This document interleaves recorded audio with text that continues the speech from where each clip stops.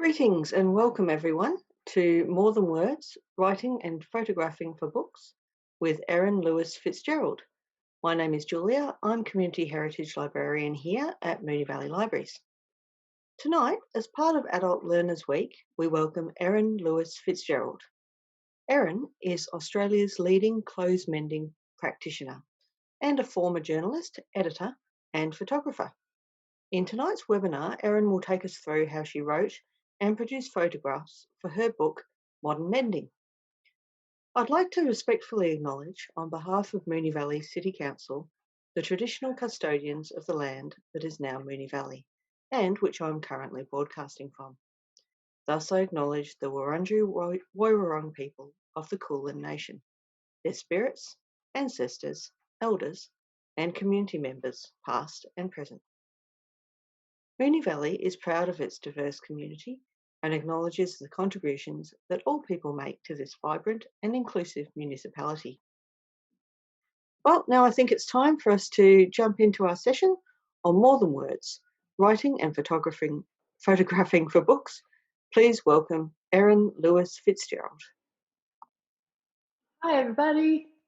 Hello, everyone in Moonee Valley, or near me, or around the world. I think there's some people internationally who are watching right now.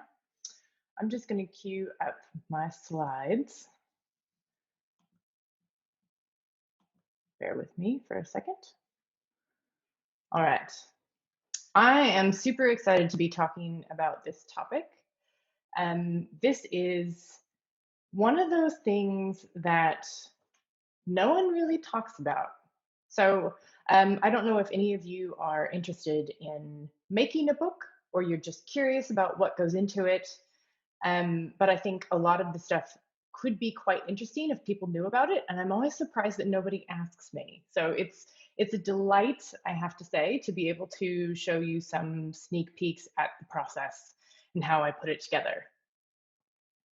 Now, this is a tweet that someone sent to me. I did not write it. And it was about a month after my book was published, and I thought it was hilarious. A lot of this rings true. So if you're wondering, how do you write a book? This is how Tom Cox writes a book. And I wouldn't say the entire process was like this, but a lot of it felt like this. And I was very, very lucky that my publisher, Affirm Press, allowed me so much creative control over what I was doing. But it also meant that I spent a lot of time alone in my house making a book and questioning and maybe overthinking some stuff and wondering if any of it was good. So this is awful. I hope I don't die before I'm done. All of that rings a little bit true. So this is how I made a book. It's not necessarily how I would recommend making a book, but it's how it actually happened. So hopefully it will be of interest. First thing I would recommend to anyone who's thinking about a book or a project of this type is to get really good at whatever it is you do. In my case, that's a number of things. As Julia mentioned, I started as a journalist and I've worked as a newspaper and magazine editor. I've also worked as a photographer, but I've also done professional mending. There are a number of different elements that came together to allow me to make the book the way that I did. This is a really terrible photograph. Look at that pose. What am I doing? This is me in high school. That is a dress I made. I have been sewing clothes since I was 9 years old when I begged my mom to teach me how to use a sewing machine. I spent a lot of time in high school, especially making clothes, and then I stopped for a really long time. But the skills have always been there for sewing, and it's always been something that I've had confidence with. So that's helped me to be more experimental and to be a bit fearless, I guess, when it comes to trying new things. This is in 2013. I don't know if any of you watching have heard of Repair Cafe, but it's an international organization, and essentially they run free community repair events where you have skilled volunteers who fix things, and then they teach the public how to repair their own goods, either clothes or other things. So I was the clothes repairer for this event, and John, sitting to my right, he was the mechanical all-around fixer, also fixed electricals. In 2012, I was diagnosed with breast cancer, and I went through this whole period of trying to figure out what I wanted to do with my life. And I had just quit my journalism job, but I didn't know what else I wanted to do. And one of the things that I decided to do was a project where I created a pop-up repair cafe for 4 weeks in the same location. And this was the start of me kind of discovering that once I promote something, sometimes too many people come and get excited about things. I don't know if that's, I think maybe it's partly because I had marketing skills that I didn't realize I had. And I think part of it is also that people are really, really excited about repairs in a way that doesn't necessarily seem warranted. But this is when I started to really repair other people's stuff, not just, my husband or my family. And one of my friends came to visit, and she brought a pair of oven mitts. Now, I don't have a before photo, unfortunately, because this was way before I knew this was going to be my thing. But you just have to imagine these oven mitts were entirely that red color on the bottom. And they had 2 big chunks missing. Carolyn had, I think she was making bread, and she had burnt them. And I said to her, look, I can fix them, but I don't know how to make them look good. So this was the first time I ever attempted visible mending. And this was before I'd ever heard of the term visible mending. But I just thought, I can do something with this. I can't make it look exactly like it used to look, but I can try something different. So I made it look as though the mitts had been dipped in denim. And this was the start of something much bigger that would happen later on. But she loved it. She loved them more than the original oven mitts, and that gave me the courage to keep trying and doing other things. This is a book I love by an artist and writer named Austin Kleon. If you've never heard of him, he has a fantastic weekly newsletter that's free, and I love it. And he has a really great book called Show Your Work.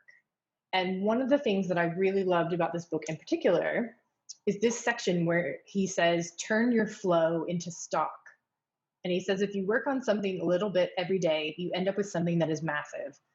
Now, what he means by turn your flow into stock, or this is how I interpret it anyway, is that by showing your work in little bits now, that actually becomes content that you can use later for something bigger. So for example, this book that Austin made and other books that he's made may have started as a PowerPoint presentation that he gave to an audience. So like the talk I'm giving to you tonight. And what I got out of that is that by posting on Instagram, all of the mends that I started doing, that those then became the basis for a book later on. I didn't have to sit down and completely write a book from scratch.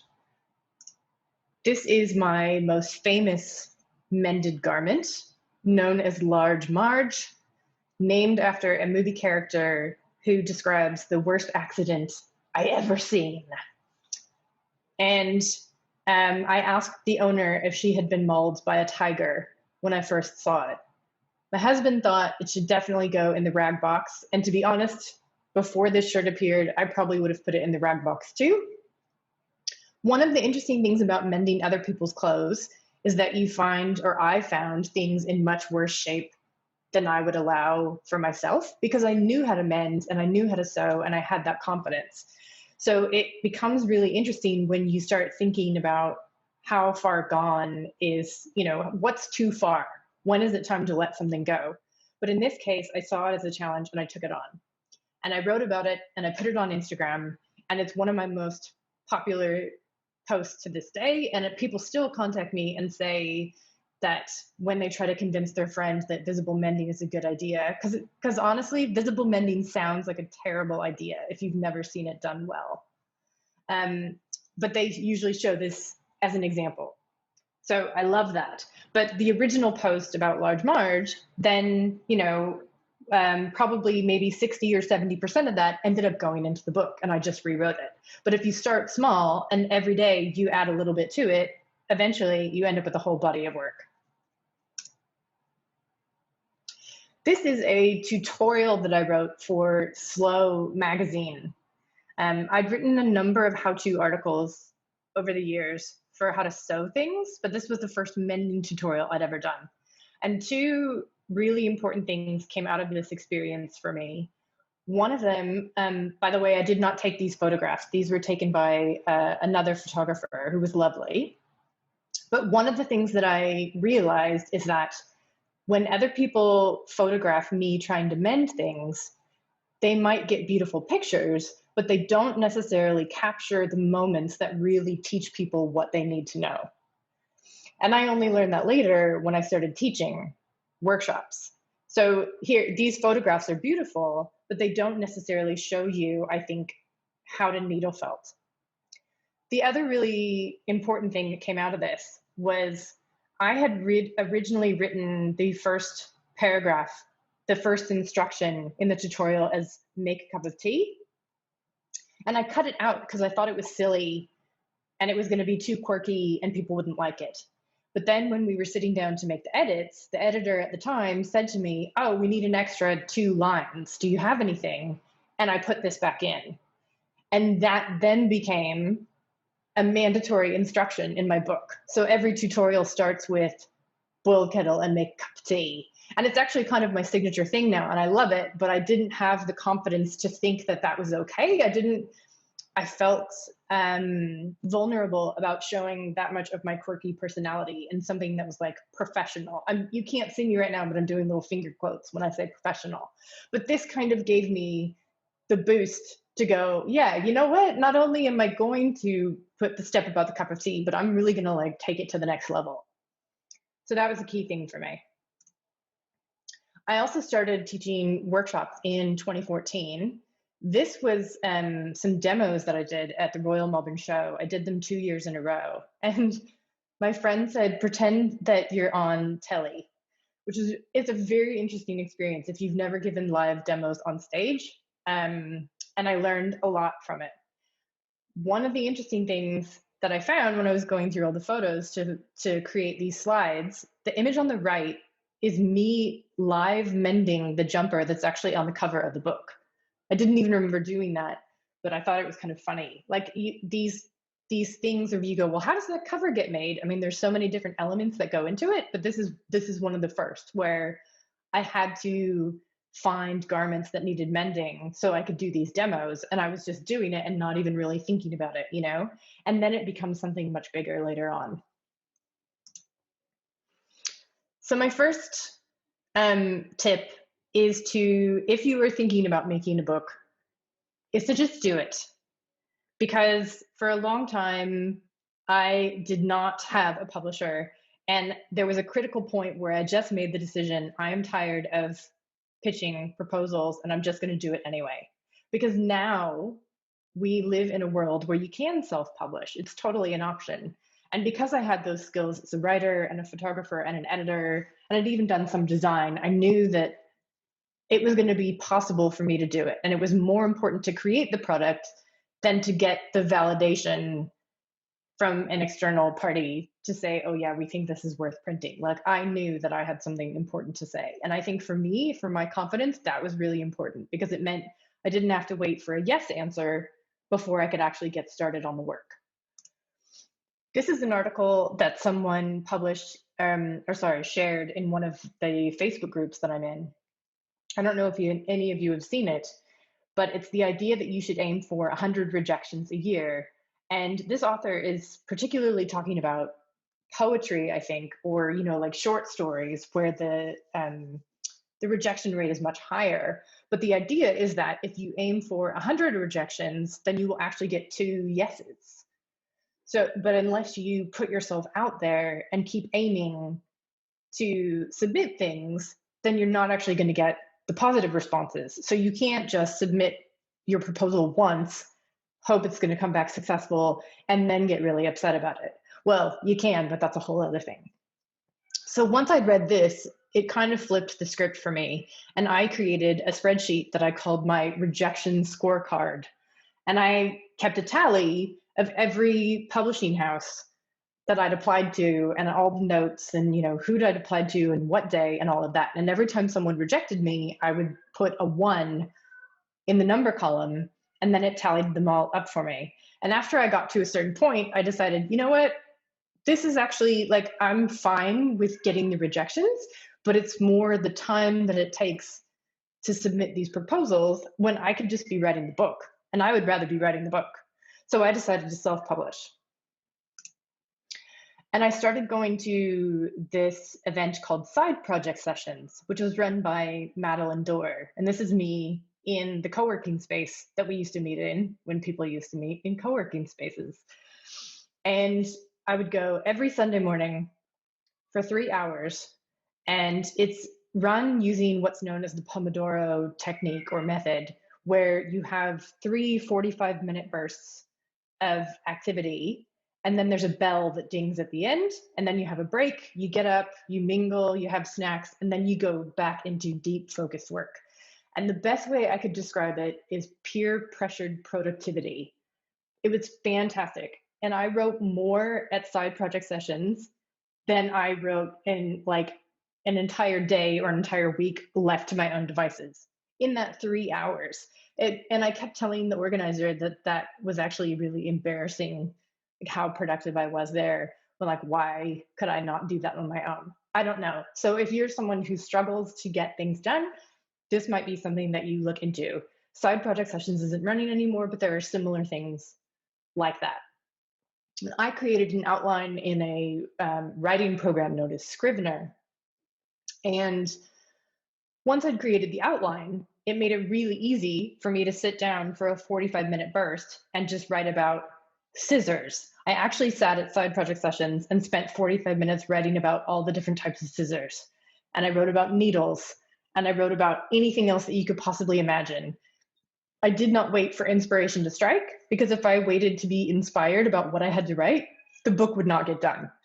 It was more that I had this drive, and I knew these are the things that people ask me about in my course, and these are the things that people ask me about when I'm on stage. These are the things that have to go into the book. It's not that I necessarily really want to write about scissors, but I know it's important and people will ask.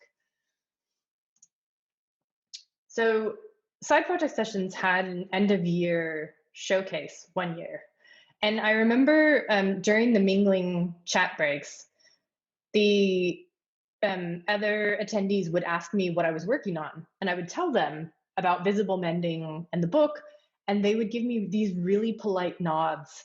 And you could just tell they were thinking, that's a terrible idea. Like they had no idea. So at the end of the year, the organizer, Madeline, she said, we're going to do an end of year showcase. Does anyone want to present on what they've been working on? And my hand shot straight up, because I thought I have to show everyone what I've been working on. Otherwise it doesn't make sense until you see it.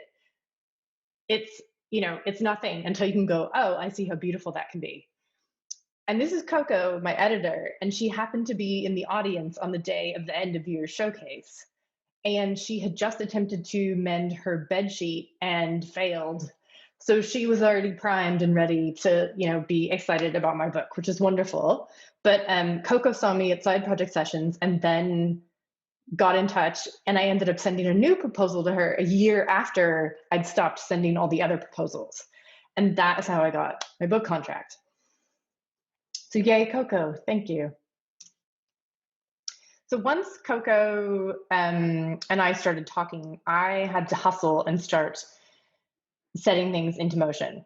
This is, I think, I'm not going to count right now, but I know that I received 13 pairs of jeans from my neighbors. I don't know if any of you know of Good Karma networks, but this is my local Good Karma network. And I put a post and I said, I need jeans that have holes in the crotches that have been damaged, and you're not going to get them back. I didn't want people to think I was going to do crotch repairs for free.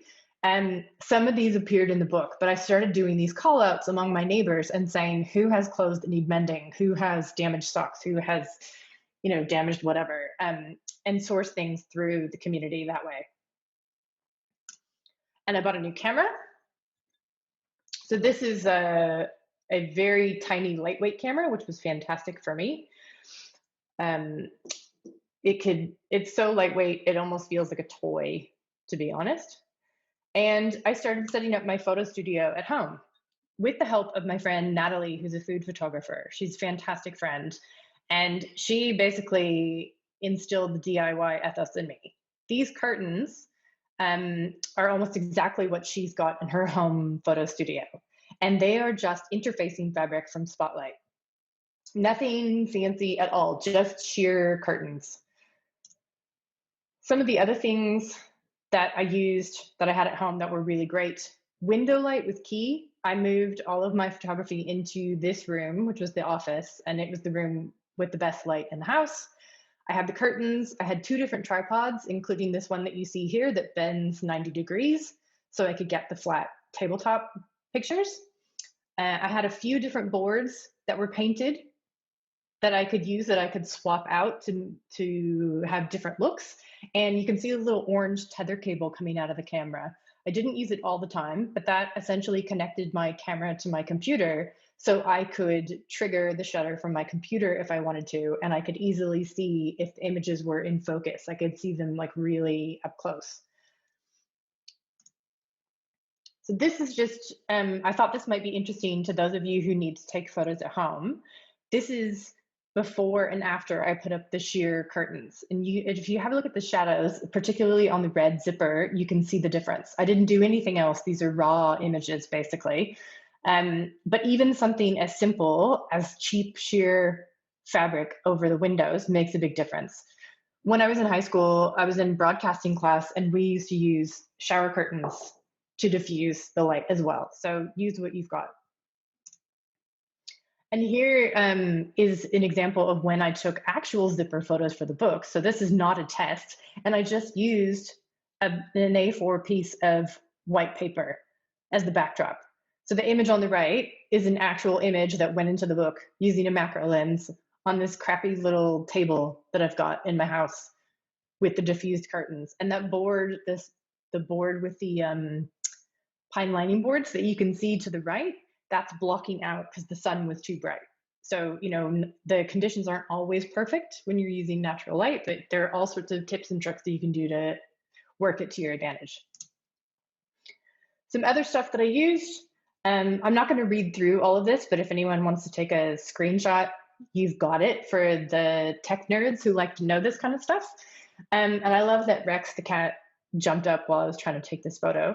But there were so many things that I used, but the reflector is probably number one, that little shiny silver disc in the center, and also tins of food. I use those to weigh down clothing and to make it not be wrinkly, which is, you would never think that when you're looking in the book, but yes, so many tins of food went into producing it. And again, I'm not going to go through all of these, but this is just some of the apps that I used in case anyone is curious. If you want to take a screenshot, or this is going to be recorded. So let's start from the beginning, and I'm just going to run through as quick as I can some photos of how I made them. So this is the cover, and this is how I shot the cover. This is my bedroom. So on the right, I had the hook where the cover image was taken, and you can see my camera set up on my other tripod. This is not, I had 2 tripods that I was using. And the hooks on the left I used for a lot of the case studies. So here's an example of one from the book that was shot on that wall. And here's another one that was shot on that wall. There were definitely tins of food. I would say 4 tins of food used to press the leg on the right-hand side to be completely flat. Like, it took a lot of flattening. It was unbelievable how much trickery went into that. And if you were curious, when I was actually doing the mending for these jeans, I took a photograph of the patch, and I've got a special computer that folds flat, and I was doing virtual mending before I did the actual mending. And then I sent it to the person who owned these jeans and said, which of these ideas do you like? So that's another option too, you know, to try to use technology and what I had as much as possible. So I had to try a lot of new things to get the book happening. When I say time traveler, what I mean is that I took all of the process photos late at night in the office using these lights that I borrowed from my friend Natalie. The main reason I did that is because I needed the light to be consistent, because there were hundreds and hundreds of step-by-step photos that I took. And in order to edit them, I had to be able to have a consistent base to work from. So the light was the same every time. And if I took them during daytime, the sunlight would change throughout the day. So shooting at night was the only way I could guarantee it. My record was crawling into bed at 5:30 a.m. I don't recommend it, but it got done. And the other thing is, if you look underneath my foot, you will see that my toe is pressing a remote control. So this is a little cardboard thing that my husband made for me that fit my remote control so that it would stay in place while I was pressing on the button and it wouldn't go flipping in the air. And we had it set up to a screen where you can see, so I called it hand TV. And then I could actually watch myself mending in real time and make sure I got the perfect shot. So unlike that magazine that I was showing you where the pictures were beautiful but not necessarily helpful, this meant that I could get exactly the right shot and make sure that it was going to be as useful for people as possible so that they could learn how to mend. And this is the actual photo that I was taking there, which is in the book. And here's how it looks in the book. And that's Coco holding it. This is her favorite section. This is slightly weird, but there's a lot involved with being a hand model that is not fun or pretty. And one of the things is that I had to super glue some of my fingernails back on every night before I started shooting. You can see my nails were starting to come apart, but I had no other hand models and I didn't have the Photoshop skills to be able to create new nails. So I had to just keep gluing them back on every night, and then I could Photoshop them to look like, you know, they were okay. But it's the level of detail that no one will ever think about that went into it. I think it's interesting. Maybe you're all thinking I'm creepy because I showed you my gross nails. So speaking of details, when people ask me what was the most enjoyable part of making my book, for me, it was fussing over the details and getting them right. That is my kind of fun. It was also a little bit of madness, but mostly fun. So one of the first things I did when I spoke to Coco, my editor, is I said, what size is the book? Because I knew that I wanted these samplers in the book and I wanted them to be actual size so that people had the best chance of understanding what they were looking at. So I made this little cardboard frame that was exactly the size of a page in the book so that I could set up my photos and set up my samplers. I created the samplers to fit the book. And you can see it also came in handy when I was taking other shots like this in the tools and materials section. Another advantage, I used a program called Lightroom, which is similar to Photoshop. And you can use it to change the angles of photos. So if I didn't get the camera angle exactly right when I was shooting, I could easily change it in Lightroom. And this little frame helped me not only set up the shot and make sure that it was going to fit and everything was the same dimensions, but it also helped me align the photos so they looked correct. This is one of my favorite images from the book. This is the tools and materials that you need to do needle felting. And I thought you might like to see how this came about. So it started, this was the first test that I did when I was just putting items together. And I thought, okay, it's, you know, it's missing something. It seems a little bit boring. So I started thinking, what could I use as a backdrop that's going to be interesting, but not too interesting? And then I came up with this dotty fabric. So I bought this in 3 different colors so that I had some variety. And then I did a test where I started adding some more elements into it. So this is just I took a lot of these photos on my phone just to go, how does this actually look? But it's a little bit too busy, but we're on the right track. And then I went to the step of making multiple cups of tea to find the perfect shade of tea, because that is my kind of fun, like I said. And I had a friend who had a lot of random tea bags. So I borrowed a bunch from her and I would do all these experiments where I'd mix and match tea to get the perfect one to go with the shot. So now if you look at this image, maybe you think that was a little too much attention to detail, but I love it. And I think it's spot on and I'm really, really happy that I spent that much time fussing over all of the details. Here's another shot that I wanted to show you. You can see how I did it. So I just used a piece of board that we had in the shed. I don't even know where it came from, but you could get it from any hardware store. Clamped the fabric to it and used binder clips to make it all smooth and flat. And you can see on the left-hand side, it was one of the earlier versions. So I thought the thread was gonna look good in that hexagon, but it didn't quite. So I changed a few things. I changed the thread color, moved some things around. And then I also spent an extreme amount of time using my reflector to get that reflection in the teacup. And no one will know about this unless I tell them. I'm super proud of it. I love that reflection, but it makes me happy. So I did it for me, you know? And the miniature sewing machine came from someone that I knew. She had 3 of them in her shop, and I contacted her and said, I think I have the perfect job for your sewing machine, because that's one of the tools and materials needed for this technique, but I knew it wasn't going to fit in the image. So I thought, oh, a miniature sewing machine, perfect. And here's how I sorted out all of those dotty flat lay images on my dining table. To make sure that I had all the colors right and I had all the props, and then I could just shoot multiple images in one day. But it's a mess, it's a total mess, but I think it's just fascinating to see, like, this is how I kept organized in my house. Another thing I spent a lot of time on was getting rid of wrinkles. So you can see the 2 left images, they look terrible. And then I decided to wax them afterwards. And I think I actually ironed the string for the 2 right images, which are in the book. And I'm really glad I did it. Again, one of those things that I don't know how many people would notice, but I notice. This is one that's a little more subtle, but you can kind of see on the left where the sleeve wasn't totally flat. And on the right-hand side, I inserted cardboard into the sleeve, so a piece of white, thin cardstock. And I also used the tins of food to flatten it out. Again, I wish I had a picture of those tins, but I don't, unfortunately. You'll just have to trust me. Here's another one that I had to flatten out and used cardboard. So I had a jumbo piece of cardboard to stretch that one out to make it flat.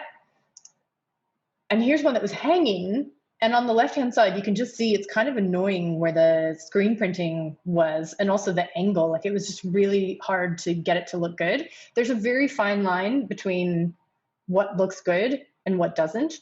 So I found that anytime I shot something that was wrinkled or had wrinkles, like the photographs magnified everything and it became really annoying. So it was much better to spend a lot of time in the prep getting the wrinkles out than it was to be angry and have to reshoot or try to fix it in Photoshop later. And this is another one, even how the shirt hangs makes such a difference. I had so many shots of this shirt where it just looked sad and bleh, until I finally got the finished one on the right-hand side. So I spent a lot of time taping collars and weighing down hangers and just zhuzhing things and trying to make them look as nice as possible.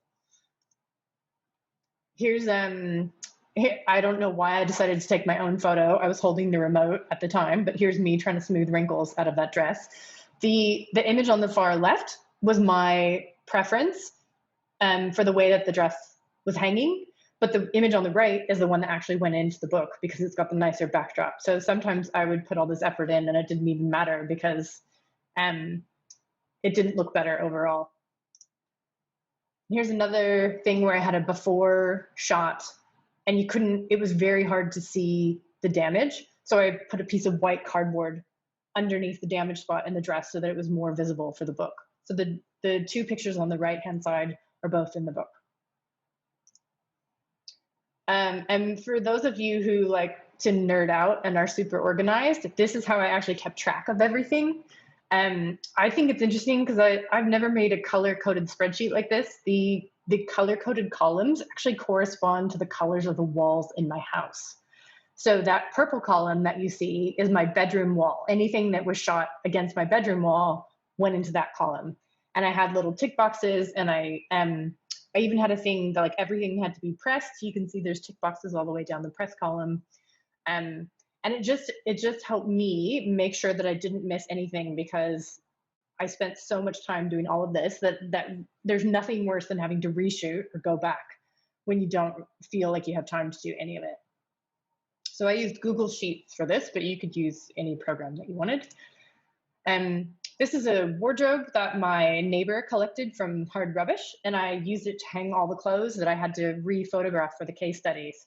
So in the front, you can see is large Marge. She came back and she's got a hole in the elbow. So I think maybe about 6 of the things that I collected to photograph for the book had to be remended, which actually added more time. Marge got a very nice tattoo. I'm quite proud of that. And it made it a little bit exciting too. And I have to say, I actually preferred doing the mends the second time as opposed to the first time, because I had already set a plan in place and I knew exactly what I was going to do. So one of the last things I'll say, there are a lot of cat photos in the book. And in order to get good cat photos, you have to be really quick and you have to have everything set up in advance.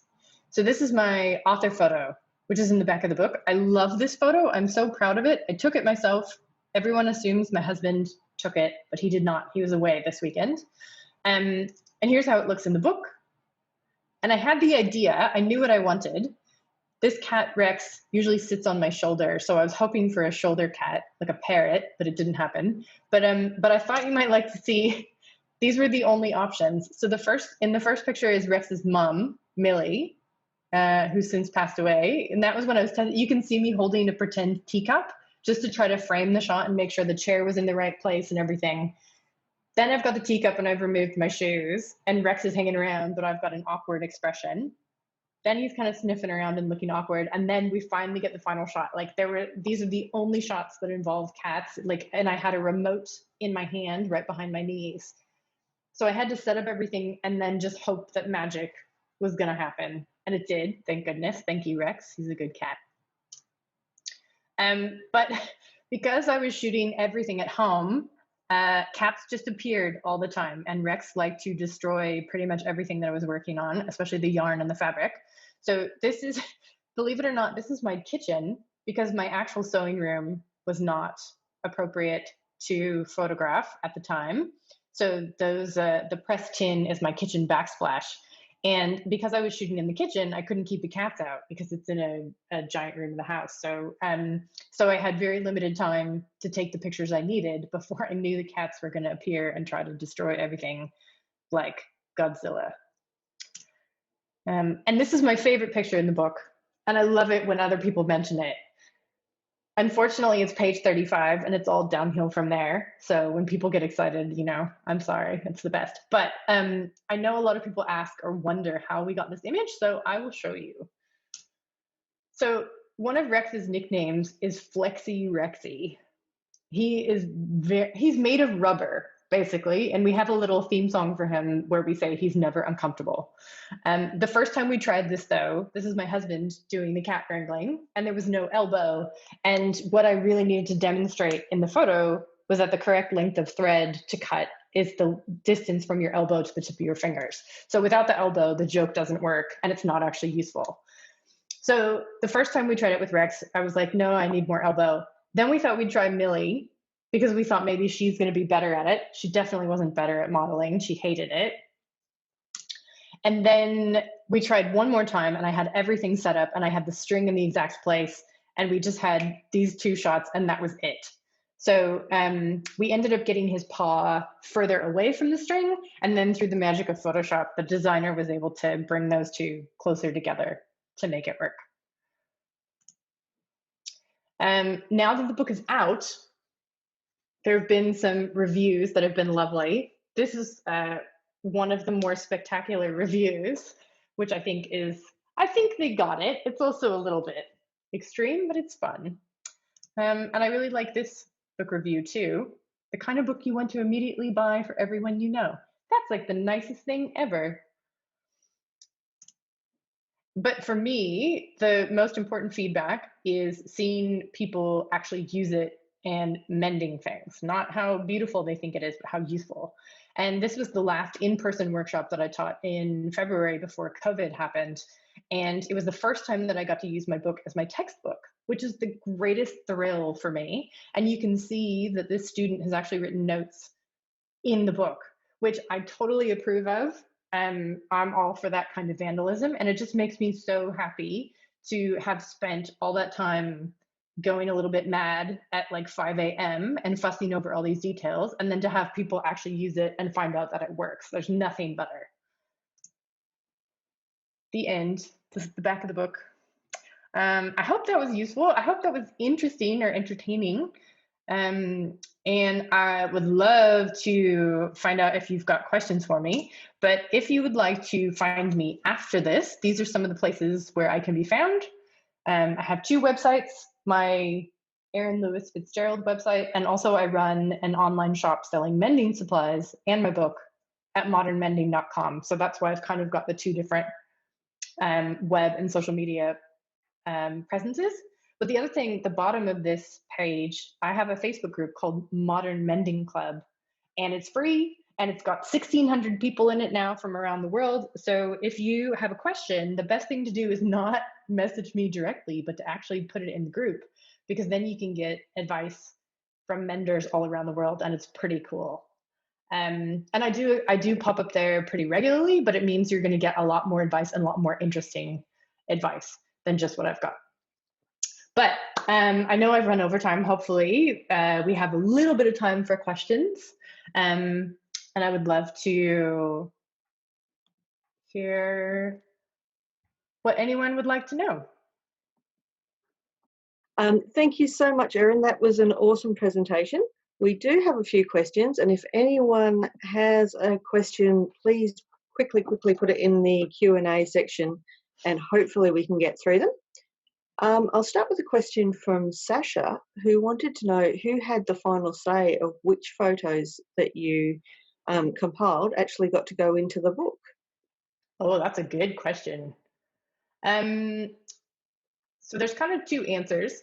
I was essentially my own stylist. So I took all the photos and then I just put them into Dropbox, and they magically like went to the other end. So nobody said to me, you need to reshoot that, or can you add this, or can you do that? So I got the final say in terms of creative control, but I took far more photos than what actually went in. So there were a few things that were suggested be cut for space, and I said, no, definitely not. One example is showing the front and the back of the samplers. I was very adamant that we had to have all of that. There were a few other things, but in terms of like the step-by-step photos, you probably only see a quarter of what I actually sent in Dropbox, not even a quarter of like what I took. So those were up to mainly the designer and the editor. They did ask me. There was nothing that went into the book that I didn't agree with, but there sometimes I just had to go, okay, I'm going to trust other people because I'm too close to this, and I can't make cuts anymore. I've been staring at these for ages. Sasha also wanted to know, how finished was the book before you found the publisher?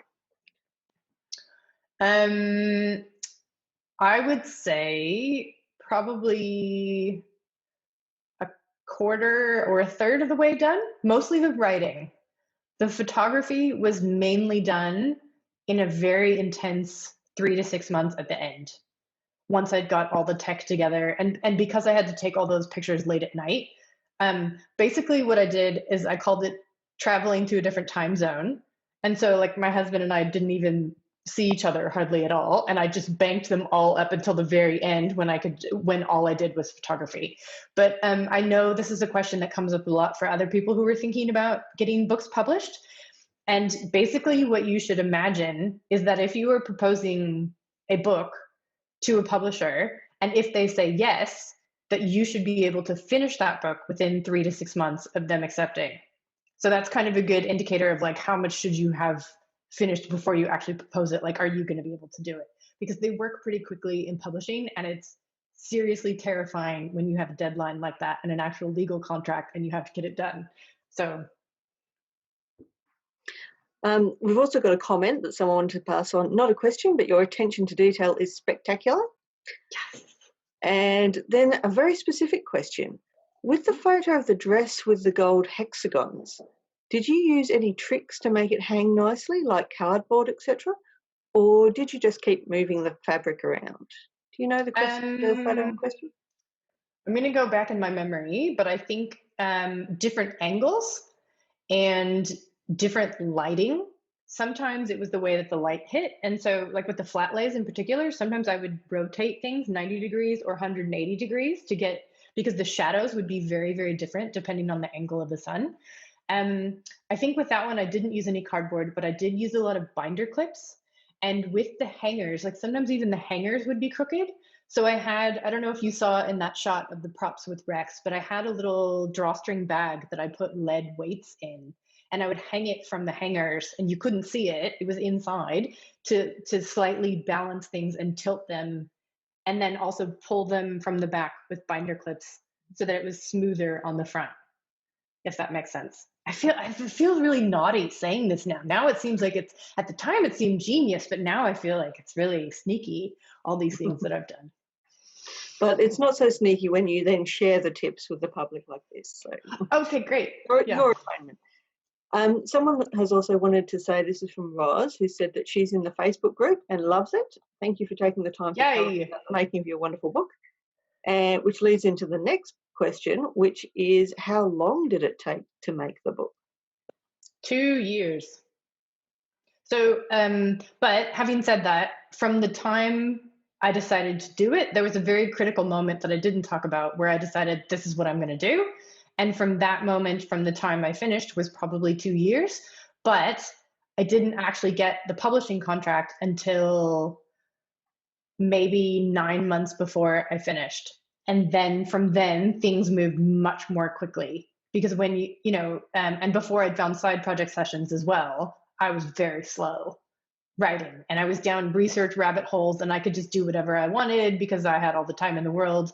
But then as the time went on, things went much more quickly. So there was a very intense 6 months at the end to get everything done, but the whole thing 2 years. Yeah. Renee would like to know, have you learned any new mending techniques recently? One of the things I talk about in the book is experimenting, which is a silly word that I made up. So I'm always experimenting to some extent. And also I have a little secret project I'm working on where I'm actually teaching myself new techniques that I can't discuss this evening, but they all will be revealed soon enough. So yes, so I am teaching myself new things right now. Louise has commented that she'd like to thank you for sharing your story and your process, and then asked, do you have plans for another book?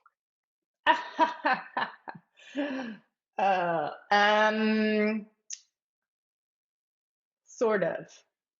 So to me, there is no second book. There's no follow-up book to this, because anytime I can imagine, like, I can't explain the intensity of being the writer and the photographer and the stylist and also mending all the things that go in the book. Like, it's not like writing a novel. And it's not to say that writing a novel is easy, but being responsible for all those things in such a short period of time, like, it was really, it was intense. So the first thing I think of is I don't want to go back to that place and where life was that intense. But also I feel like the book that I made is so comprehensive that if I did a follow-up book, I would still have to refer back to the original book. And I kind of think that seems kind of weird to me, that you would make people own 2 books to like make the second one work, So what I am working on is a possible extension of the original book and making it bigger and adding more pages, because it's 240 pages right now, but we actually cut out quite a bit. And there's a few things that I always kind of wished would go in there that didn't go in there. And so I thought, right, if I get my chance, I'm actually going to do an extended version. And then that's kind of like the end of that story. And if I do something else, it'll be slightly different, but it won't be necessarily a follow-up, if that makes sense. Yep. Which leads into Victoria's question. Now, Victoria has also commented that she thinks it was such a fabulous presentation, and she's asked the question, do you think you'd do all the photos again if you did another craft book?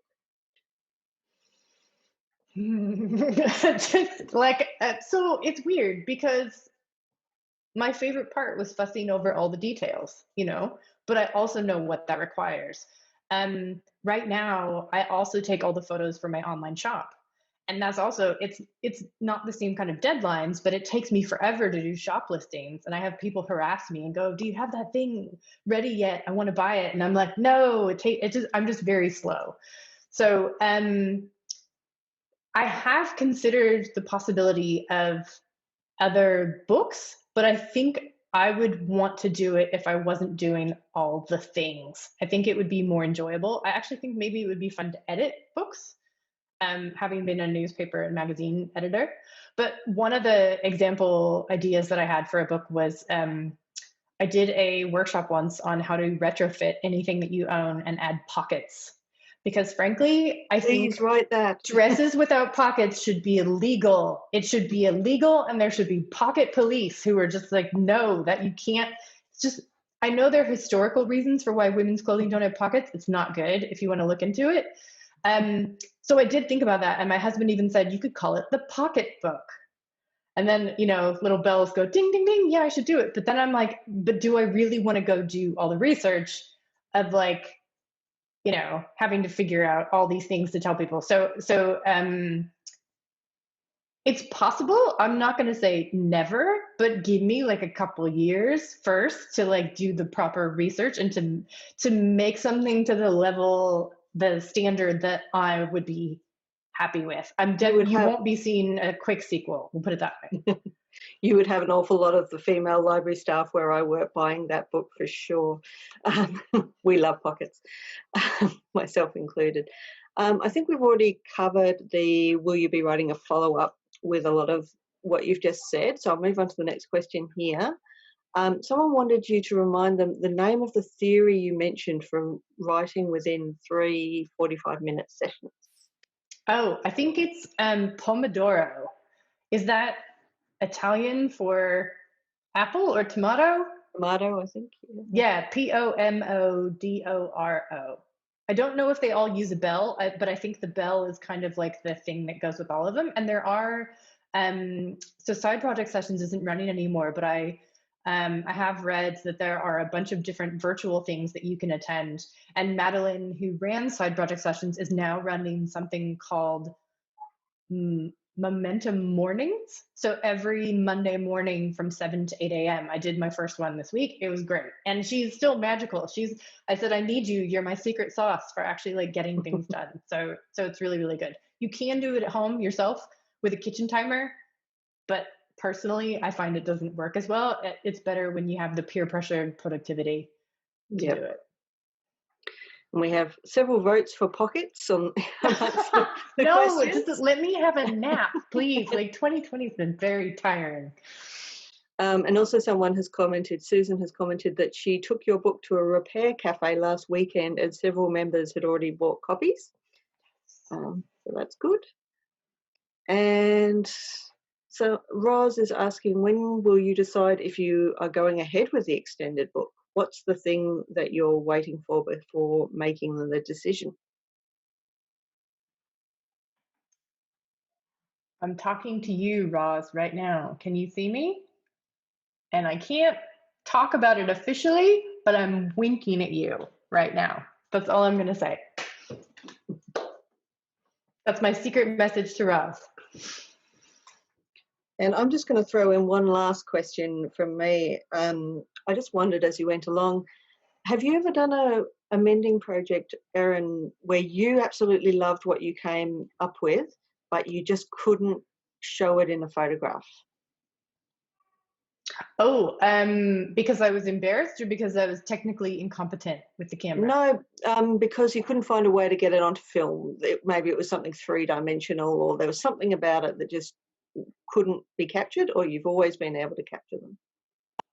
That is a really good question. I think since I did have a lot of those struggles when I was making the book, but I had to figure out how to do it. So like all the tins of food and the cardboard and all of those things. So originally, yes. But now that I've learned all those tricks, I know what works. For me, the hardest thing, and this doesn't really answer your question, but for me, the hardest thing is remembering to take a before photo.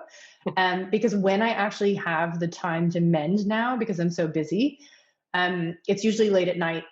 And I remember, oh, shoot, I haven't taken a before photo. And then I just want to mend it and get it done with. But then my husband says to me, he's like, you know what you need to do. You know what your purpose is. You need to teach people, and they're going to want this information. So you should do it properly. So it's usually that I end up not mending something if I can't do it properly. Does that make sense? Yep. Yeah. And someone else has said that they forgot to take the before photo too. It's different when you're a professional and everyone's watching you. Like if you're, I don't know who asked the question, but like most people, it's fine. You don't need to take the before photo. It's just nice to do. But for me, it's a different thing. I have to do it. Yeah. So, but that's all right. It's something that I'm proud to do. It's an honor to be able to help people be motivated to get more mending done. And we've got, at the moment, one last question. If anyone else has any more questions, this is sort of your last chance. We're right on 8 o'clock, which is our advertised finishing time. So throw any questions in. We've got one last question from Susan. What does it cost to replace a zip? I'm not quite sure. Oh, she's being naughty. She knows the answer to this. I charge $5,000 to fix broken zippers. Yeah. Makes sense. I have a policy that when I am, because I do accept mending commissions, but I only do visible mending for others. And that's just so that it's creatively enjoyable for me. And because I hate zippers, I hate them. I hate fixing broken zippers. I can do it and I don't enjoy it at all. So I've set the price as $5,000 for broken zippers. So that way I can just say it and then people get quiet really quickly and we never have to discuss it ever again. Pricing is all about what you want to do and what you don't. Yeah. Kate would like to know, how long do you spend setting up Instagram photos, and do you take them on your phone or with the camera? I do take them on my phone. So before I knew I was making a book, all of the before photos were taken on my phone. I did reshoot all the finished images of the garments on a proper camera because they needed to be quite large for the book. But I take, sometimes I take process photos on my phone. So like, let's say for example, if I am mending late at night, there's actually a really cool picture. I did an Instagram live recently with a mender in Japan, and I did a horrible job because I was trying to talk and answer questions and mend, and I was standing up and I couldn't see properly. And so it looks like I really don't know what I'm doing. And like, why did she invite me on? But I finished it later. And it was such a tiny mend. I wore these, they're surgeon goggles that I got for my birthday last year. And they have those little LED flip lights, and they've got magnifying things that go over the lenses so that I can, like if you imagine like a hiker's lamp or something, like a headlamp. And so I can mend, when it's dark and I can see things in really fine detail. So I took a couple of process shots like while I was doing that, because I thought, there's no way this is ever going to get done otherwise. Like, yes, there's a proper way to do it, but sometimes you just need to get it done. So a lot of the process photos do happen that way. But also before I had my setup, I just had a white painted bench seat in our house that was in a window. So it was like a window seat. And I used to take a lot of photos on that, especially before photos. And I think now iPhones are fantastic. So I think if you get decent window light and it's not harsh shadows and you use some of those tricks like I showed you, I think phones do a really good job. Well, thank you so much for all of that, Erin. You covered a huge amount of ground in that session, and everyone seems to have thought it was a fantastic session. I don't have any more questions, but there's been lots of people commenting on what a fantastic, fabulous talk and session it's been. Thank you. And thanking you for your time. So thank you so much for your time. It's been a wonderful session. We've learned both about mending and about putting a book together and about photography and lots of other things besides. Managing cats, that's always useful. Yeah. That's about all we've got time for tonight. So on behalf of everyone, I'd really like to thank you for your insights into writing and photography, photographing and everything else. And thank you everyone for attending. Thanks, Steve, also for handling the technical side of tonight's webinar. and keeping us on the air. And we hope to see everyone again at another one of our online events. So good night, everybody, and keep safe. Thank you so much for the opportunity. It's been wonderful. Thank you.